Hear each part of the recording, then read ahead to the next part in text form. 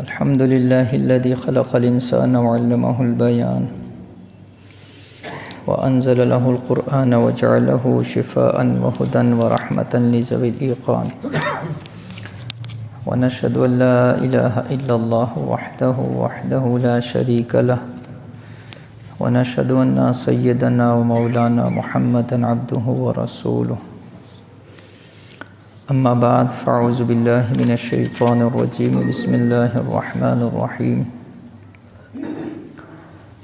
قال الله تبارك وتعالى وتوكل على الحي الذي لا يموت وسبح بحمده وكفى به بذنوب عباده خبيرا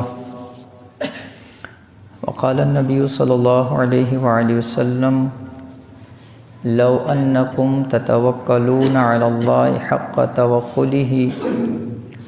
لرزقكم كما يرزق الطير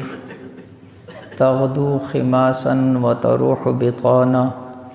أو كما قال عليه الصلاة والسلام إن الله وملائكته يصلون على النبي يا أيها الذين آمنوا صلوا عليه وسلموا تسليما اللهم صل على محمد في أول كلامنا اللهم صل على محمد في أوسط كلامنا اللهم صل على محمد في آخر كلامنا میرے دوستو بھائی عزیزو،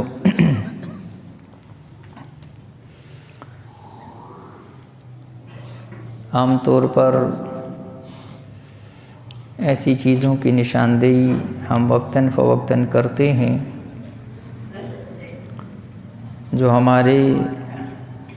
معاشرے کے اندر بہت عام ہو چکی ہیں۔ انہی میں سے ایک چیز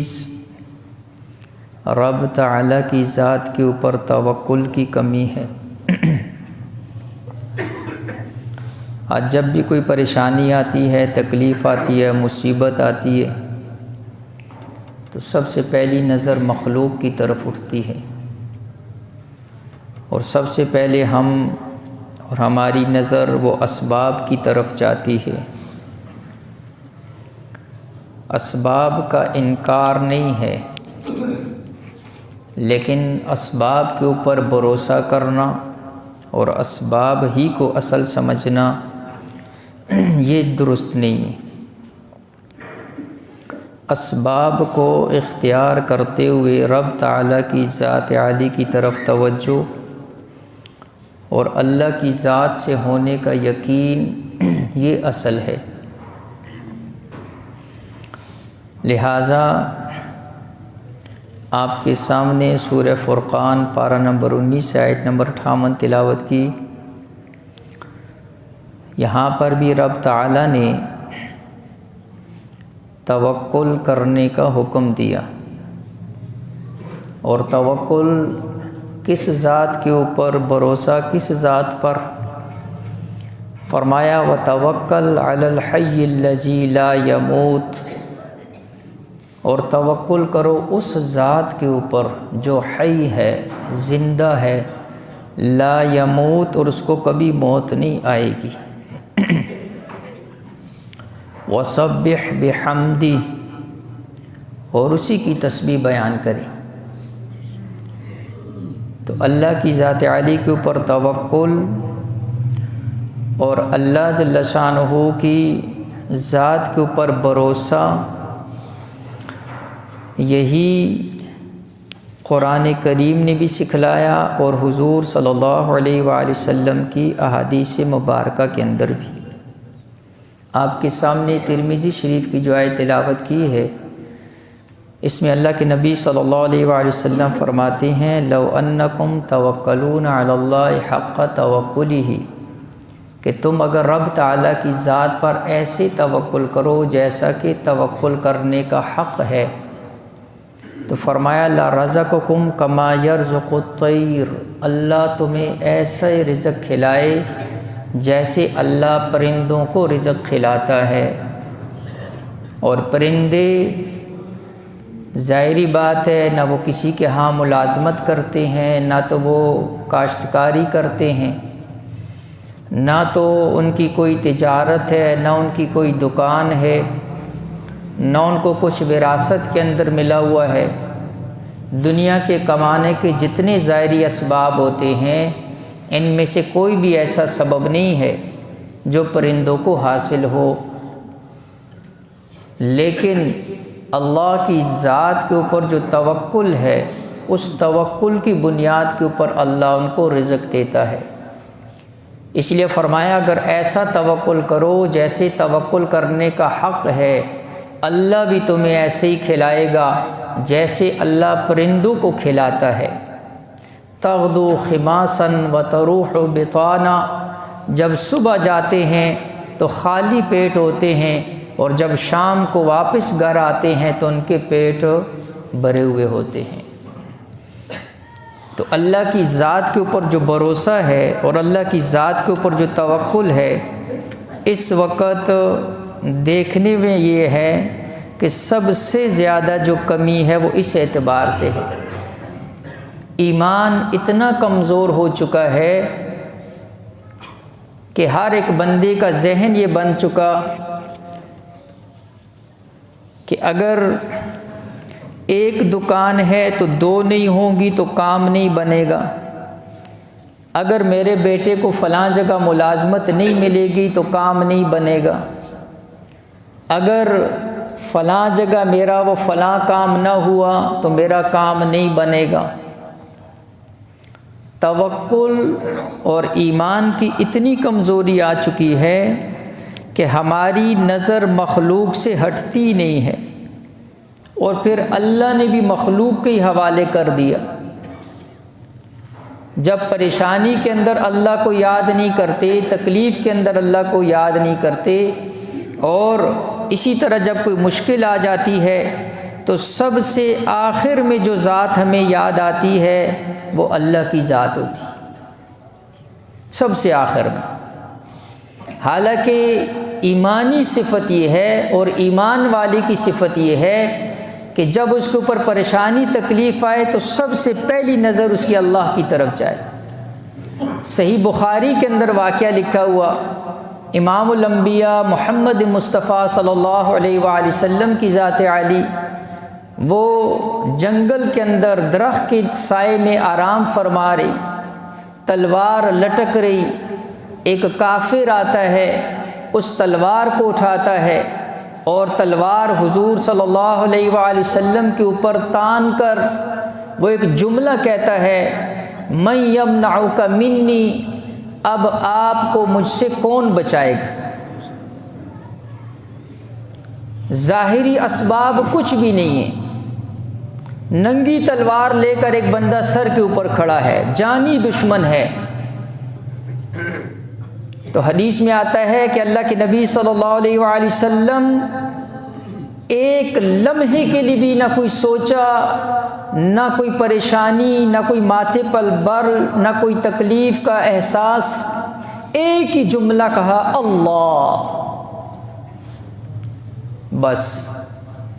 اس کافر کے ہاتھ کانپنے لگے،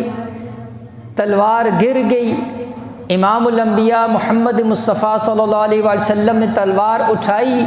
اور کہا، من یمنعک منی، اب تمہیں مجھ سے کون بچائے گا؟ اب وہ گر پڑا پاؤں میں حضور علیہ الصلوۃ والسلام، وہ تو اعلیٰ اخلاق کے مالک حضور علیہ الصلوۃ والسلام نے معاف فرما دی۔ ہجرت کے اندر ہجرت کا واقعہ آپ سنتے رہتے ہیں، جب غار کے اندر حضرت صدیق اکبر رضی اللہ تعالیٰ عنہ ساتھ ہیں، کفار کے جو پاؤں ہیں وہ نظر آنے شروع ہو گئے۔ صدیق اکبر رضی اللہ تعالیٰ عنہ گھبرا گئے، فرمایا اللہ کے نبی اگر انہوں نے اپنے پاؤں کی طرف دیکھ لیا تو مجھے اور آپ کو دیکھ لیں گے۔ حضور صلی اللہ علیہ وآلہ وسلم ایک لمحے کے لیے بھی پریشان نہیں ہوئے، اور اس کو اللہ کے قرآن نے بھی پھر ذکر فرمایا، لا تحزن ان اللہ معانا، فرمایا ابو بکر تو غم نہ کر، اللہ کی ذات ہمارے ساتھ ہے۔ وَإِن يَمْسَسْكَ اللَّهُ بِضُرٍّ فَلَا كَاشِفَ لَهُ إِلَّا هُوَ، اگر تمہیں اللہ ضرر پہنچانا چاہے کائنات کا کوئی ذرہ، کوئی طاقت، کوئی حکومت ایسی نہیں ہے جو تم کو اس تکلیف سے روک لے، تم سے اس تکلیف کو دور کر دے۔ اور اگر اللہ تمہیں کوئی نفع پہنچانا چاہے، اللہ تمہیں بچانا چاہے تو ساری کائنات ایک طرف ہو جائے، اللہ کی ذات جب بچانے کے اوپر آتی ہے تو پھر کوئی بندہ اس کو تکلیف نہیں دے سکتا ہے۔ یہ ایمان ہونا چاہیے، اور یہ انبیاء علیہ الصلاۃ والسلام کا ایمان۔ تو حضور علیہ الصلاۃ والسلام نے صدیق اکبر کو فرمایا اے صدیق اکبر، اے ابو بکر، تمہارا ان دو کے بارے میں کیا خیال ہے جن کے ساتھ تیسرا اللہ ہو؟ تو ہمارے ساتھ تیسرا اللہ ہے۔ جب اللہ نے حفاظت کا کہہ دیا ہے، اب اللہ حفاظت کرے گا۔ موسیٰ علیہ الصلاۃ والسلام، پیچھے سارے کے سارے جو ہے وہ فرعونیوں کا لشکر ہے، آگے سمندر ہے۔ تو بنی اسرائیل نے کیا کہا؟ اے موسیٰ، اب تو ہم ہلاک ہو گئے، اب تو ہم پکڑے گے۔ موسیٰ علیہ الصلاۃ والسلام کی زبان پر ایک ہی بات تھی کہ اللہ میرے ساتھ ہے۔ یہ انبیاء علیہ الصلاۃ والسلام کا یقین، توکل اللہ کی ذات کے اوپر۔ ابراہیم خلیل اللہ، وہ نمرود نے آگ جلائی اور کتنے کتنے عرصہ اس کے اندر وہ سارا ایندھن اکٹھا کیا، تو روایات کے اندر آتا ہے جبرائیل علیہ الصلاۃ والسلام، پانی کے فرشتے موجود، لیکن ابراہیم علیہ الصلاۃ والسلام کی زبان کے اوپر ایک ہی لفظ تھا، حسبنا اللہ و نعم الوکیل، اللہ کی ذات مجھے کافی ہے اور وہ بہترین کارساز ہے۔ اگر اللہ چاہتا ہے کہ اس کا خلیل آگ میں جلے تو ابراہیم بھی اس کے لیے تیار ہے، اور اگر اللہ نہیں چاہتا ہے تو ابراہیم خلیل کی نظر جبرائیل فرشتے کی طرف بھی نہیں گئی، جس نے آ کر خود عرض کیا کہ کوئی خدمت ہو تو آپ مجھے کہہ سکتے ہیں، لیکن ابراہیم علیہ الصلاۃ والسلام کی نظر اللہ کی ذات کے اوپر تھی۔ میں نے عرض کیا قرآن بڑا پڑا ہے، واقعات تاریخ صرف میں اشارے کر رہا ہوں کہ انبیاء علیہ الصلاۃ والسلام نے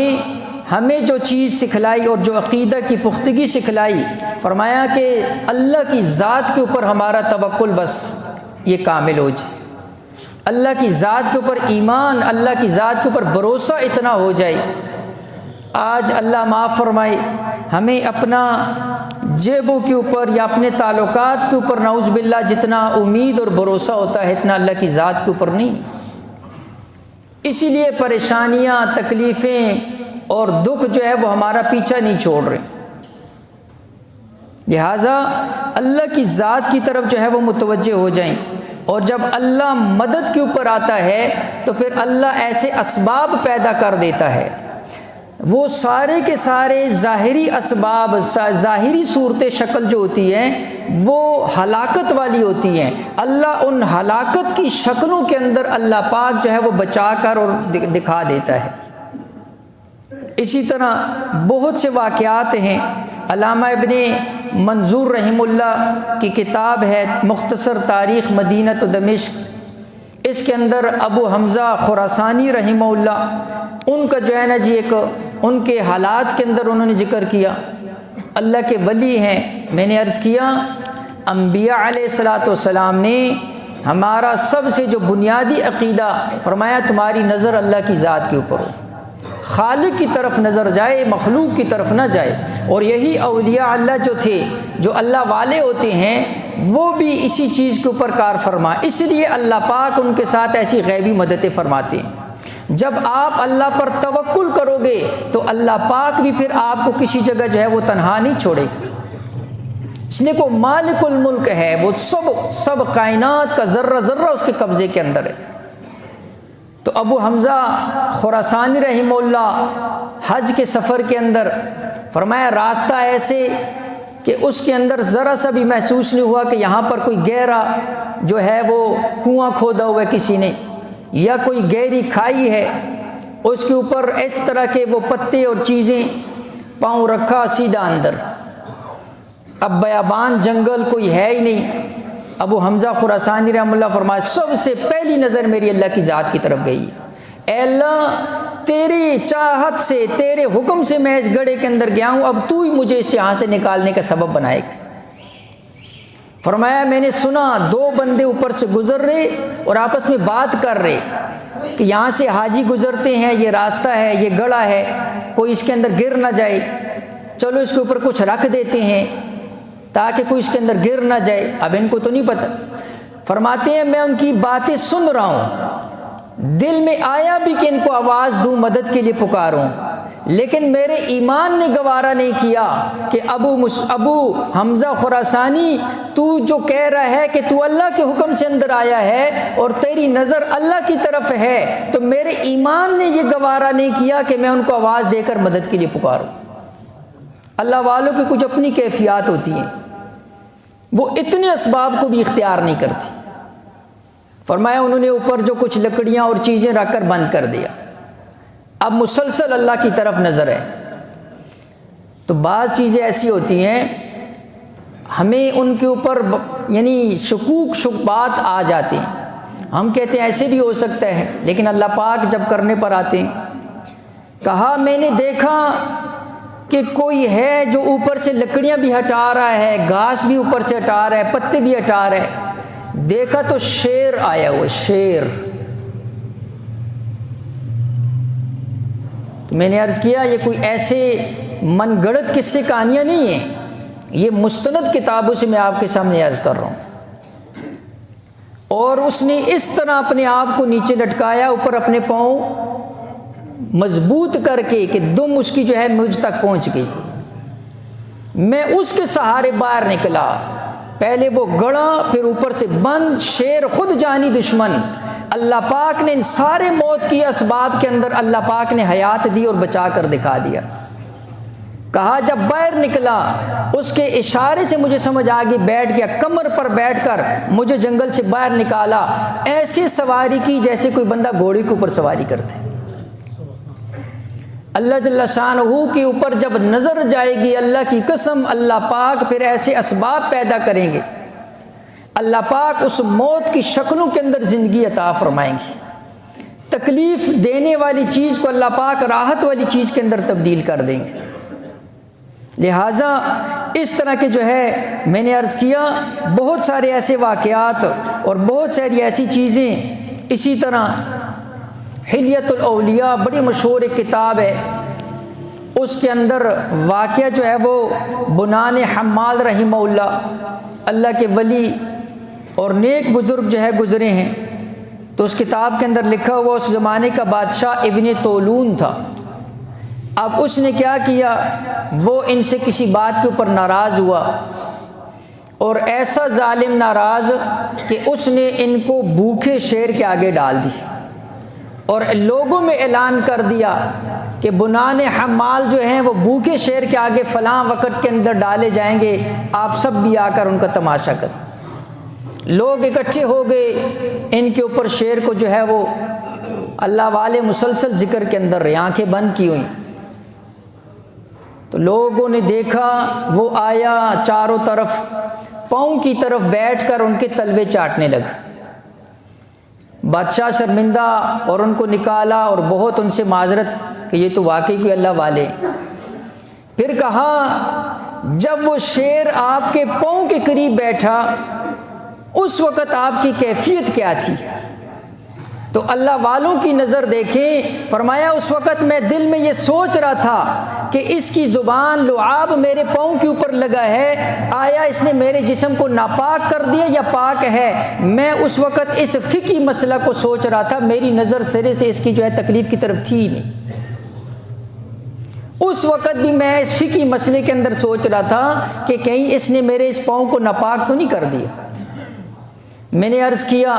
جب نظر اللہ کی طرف ہو جاتی ہے، اللہ پاک ایسے اسباب کے اندر، اللہ پاک ایسے حالات کے اندر، اللہ پاک ایسی جگہوں سے راستے پیدا کر دیتے ہیں۔ یونس علیہ السلام کے واقعے کو سامنے رکھو، انبیاء علیہ السلام کے واقعات کو سامنے رکھو، اسی طرح ان اولیاء کے واقعات کو سامنے رکھو، اور اللہ رب العزت نے ایک جگہ نہیں قرآن میں بار بار جو ہے جس چیز کا حکم دیا، فرمایا وہ اللہ کی ذات کے اوپر توکل ہے، ہمارا اللہ کی ذات کے اوپر بھروسہ مضبوط ہو جائے، نظر اللہ کی طرف جائے، بیماری آئے تو نظر اللہ کی طرف، اسباب تو اختیار کرنے ہیں، اس کا تو انکار نہیں ہے، میں نے پہلے عرض کر دیا، لیکن نظر اسباب کی طرف نہ ہو، مسبب الاسباب کی طرف ہو۔ جس رب نے یہ سبب پیدا کر دیا وہ اس سبب کے اندر اثر بھی پیدا کر دے گا، ورنہ اگر صرف اسباب کو اختیار کیا اور اسباب کے پیدا کرنے والے کو ساتھ نہ لیا تو اللہ پاک نے جو سبب پیدا کیا اللہ پاک اس سے وہ صفت چھین بھی سکتا ہے۔ دوائی کے اندر اللہ نے جو ہے بچانے کی صفت رکھی، اللہ نہیں چاہے گا وہی دوائی ہوگی، وہ کسی قسم کا اثر نہیں کرے گی۔ اور یہ عام تجربہ آپ لوگوں نے کیا ہوا، کتنی بیماریاں ایسے ہیں، عام بیماریاں گھروں کے اندر ہو جاتی، ایک ہی دوائی ایک ہی وقت کے اندر آرام آ جاتا ہے، وہی دوائی دوسرے وقت کے اندر جو ہے بندے کو آرام نہیں آتا ہے۔ دوائی مخلوق ہے، جب تک اللہ کا حکم نہیں ہوگا اس کے اندر شفا نہیں آئے گی۔ تو میں نے عرض کیا ہمارے تجارت ہو، ملازمت ہو، کاروبار ہو، کوئی بھی لائن اور شکل ہم نے اختیار کی ہوئی ہے، ہماری پہلی نظر اللہ کی ذات کے اوپر ہو، اور ہم اپنی ان تجارتوں کے کاروبار کی وجہ سے کہیں اس مسبب الاسباب کو ناراض نہ کر دیں۔ ہم اسباب کے چکروں میں رہے، اسباب کے اندر لگے رہے، لیکن اللہ کو راضی نہ کیا، اللہ انہی اسباب کو ہمارے کہیں خلاف ہی نہ کر دے۔ لہٰذا آج کا یہ ایک بڑا فتنہ ہے، جب بھی کوئی ایسے حالات آتے ہیں، کوئی کہتے ہیں فلاں آئے گا تو ایسے ہو جائے گا، کوئی کہتے ہیں فلاں آئے گا تو ایسے ہو جائے گا، کوئی کہتے ہیں حکومت کے بدلنے سے ایسے ہوگا، کوئی کہتے ہیں وزیر کے بدلنے سے ایسے ہوگا۔ اللہ کی قسم جب تک اللہ نہیں چاہیں گے کچھ بھی نہیں تبدیل ہوگا۔ لہٰذا نظر سب سے پہلے اللہ کی ذات کے اوپر، اللہ کی طرف نظر جاتی نہیں ہے۔ تو یہ وہ بنیادی ایک کمی اور کمزوری ہے، اور اس کو اپنے اندر پیدا کرنے کی ضرورت ہے۔ اللہ کی ذات کے بول بولیں، اللہ کی بڑائی کے بول بولیں، اللہ کی بڑائی کو صبح شام اپنے ذہن وہم گمان فکر کے اندر لے کر آئیں، اللہ کی ربوبیت کا اظہار بھی کریں، اقرار بھی کریں، اور اس کے اندر غور و فکر بھی کریں۔ جب آپ ذکر کرتے ہیں اللہ اکبر کی تسبیح پڑھتے ہیں تو وہ صرف زبانی کلمہ نہ ہو، بلکہ اس وقت اپنے ذہن کے اندر تصور لے کر آؤ، کائنات کی وسعتوں کو لے کر آؤ، آسمان کی بلندیوں کو لے کر آؤ، زمین کی وسعتوں کو لے کر آؤ، زمین کے اندر سے نکلنے والے پانیوں کو، چشموں کو اور نہروں کو، اور زمین کے اندر سے نکلنے والے خزانوں کو، اللہ کی طرف سے آنے والے خزانوں کو، زمین کے اندر سے اگنے والے اناجوں کو، پھلوں اور پھولوں کو، کائنات کے اندر مخلوق کو، طرح طرح کی مخلوق کو، طرح طرح کے نظام کو، رات اور دن کے نظام کو، سردی اور گرمی کے نظام کو، ہوا چاندی سورج چاند کے نظام کو، اس سب کو ذہن کے اندر لے کر آیا کرو۔ پھر اس کے بعد کہو اللہ اکبر، اے اللہ تیری ذات بہت بڑی ہے، اے اللہ تو بہت بڑی ذات ہے، اے اللہ تو بہت قدرت والا ہے، سبحان اللہ، اے اللہ تو بہت پاک ہے، تو پاک ذات ہے، تو قدرت والی ذات ہے، ساری تعریفیں الحمدللہ ساری تعریفیں تیرے لیے ہے۔ جس ذات نے ایسے آسمان اور زمین سجا دی، جس نے کائنات کو سجا دیا، جس نے انسان کے اندر ایک کائنات کو اندر کائنات بنا دی، اے اللہ تو کتنی بڑی ذات ہے۔ تو اللہ کی قدرت کا جو ہے ہر وقت ذہن کے اندر استحضار ہو، اور ہم اپنے ذکر کو، تلاوت کو، نمازوں کے اندر اس چیز کا استحضار کریں، سجدے کے اندر استحضار کرے۔ اللہ یعنی ذہن کے اندر تصور کیا کرو کہ کس ذات کے سامنے میری اور آپ کی پیشانی جھکی ہوئی ہے، جو ساری کائنات کے مسئلے حل کرنے والا ہے، جس کے قبضے میں سارے خزانے ہیں، رزق کے خزانے اس کے قبضے میں، اور زندگی کے خزانے اس کے قبضے میں، اور صحت کے خزانے اس کے قبضے میں، ہر چیز کے خزانے جس کے قبضے کے اندر ہیں۔ میں نے اس ذات کے سامنے جو ہے وہ اپنی پیشانی جھکائی ہوئی ہے۔ کئی لوگ کہتے ہیں غیرت کھاتے ہیں اپنے دوستوں کے اوپر، میرا فلاں دوست ایسے ہے، میں جاؤں گا وہ فوراً میرا یہ مسئلہ حل کرے گا، میرے فلاں بندے سے اتنے تعلقات ہیں، میں جرگہ لے کر جاؤں گا وہ فوراً میری بات مان جائے گا۔ یہ کیوں نہیں کہتے ہو کہ میرے اللہ سے ایسا تعلق ہے، میں اللہ کے سامنے سر میں سجدے کے اندر رکھوں گا، اللہ میرا یہ مسئلہ بھی حل کر دے گا۔ جتنا ذہن، تصور، سوچ، امید اپنے دوست کے ساتھ، اپنے تعلق والے کے ساتھ باندھی ہوئی ہے، اس سے لاکھوں گنا امید ہمیں اللہ کی ذات کے ساتھ ہونی چاہیے تھی۔ پریشانی آئے کوئی جو ہے جب اکیلے تنہا رات تنہائی کے عالم کے اندر اللہ کے سامنے سر سجدے میں رکھو، پھر دیکھو اللہ پاک یہ مسئلے حل کرتے کہ نہیں کرتے۔ اس لیے یہ ساری کی ساری چیزیں عملی ہیں، صرف زبانی کلامی نہیں ہیں، عمل کے اندر جب آئیں گی پھر اللہ پاک اس کے ثمرات دکھائے گا۔ اللہ جل شانہ سمجھ کر عمل کی توفیق دے۔ وآخر دعوانا الحمدللہ۔